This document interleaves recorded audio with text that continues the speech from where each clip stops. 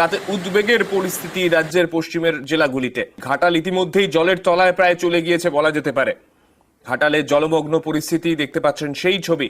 আমাদের সঙ্গে রয়েছেন আমাদের প্রতিনিধি সুকান্ত। সুকান্তর কাছে যাব। সুকান্ত, ঘাটালের জলমগ্ন ছবি প্রত্যেক বছরেই প্রায় দেখা যায়, কিন্তু গতকাল যেরকম ভাবে রেকর্ড পরিমাণ জল ডিভিসির তরফে ছাড়া হলো, উদ্বেগ কতটা বাড়ছে এখানকার সাধারণ মানুষের?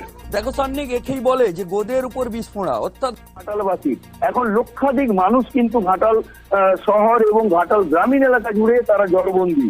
আমরা যেখানে দাঁড়িয়ে আছি ঘাটালের রানীর বাজার এলাকায়, দেখা যাচ্ছে যে পিছনে ধুধু করে জল, মানে থই থই জল এবং বাড়ি ডুবে রয়েছে। প্রচুর মানুষ কিন্তু জলবন্দী, তাদেরকে সরিয়ে নিয়ে আসা হয়েছে কোথাও প্রাইমারি স্কুল অর্থাৎ উঁচু জায়গায় বা ফ্লাড সেন্টার গুলিতে।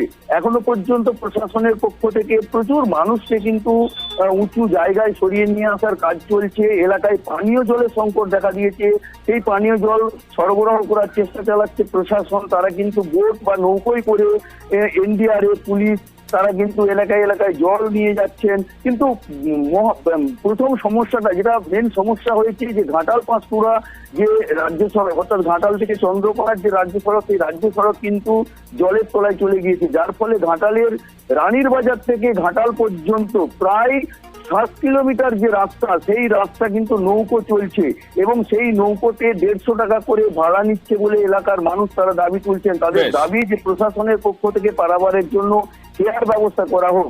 এক কথায় সান্নিক তোমাকে যা বলেই রাখি যে ঘাটালের কিন্তু বন্যার অবনতি হচ্ছে, তবে জল বাড়ার পরিমাণ কমলেও এখনো কিন্তু দুশ্চিন্তা কমছে না ঘাটালবাসী।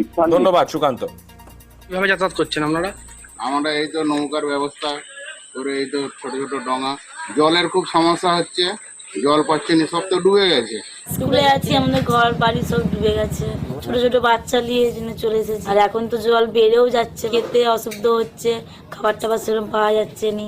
আমরা খুব কষ্টতে আছি বাচ্চাদিকে নিয়ে, আমাদের ঘর দুয়ার ডুবে যেতে, আর এখন তো জল হয়ে গেছে, কল ডুবে